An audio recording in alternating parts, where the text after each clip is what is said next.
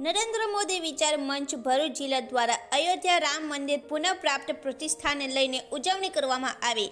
નરેન્દ્ર મોદી વિચાર મંચ ભરૂચ જિલ્લાના અધ્યક્ષ અતુલભાઈ મુલાણીના માર્ગદર્શન હેઠળ ટીમ સાથે આ કાર્યક્રમનું આયોજન કરવામાં આવ્યું, જેમાં પશુપતિનાથ મંદિરે પૂજા અર્ચના સાથે પ્રસાદીનું વિતરણ કરવામાં આવ્યું।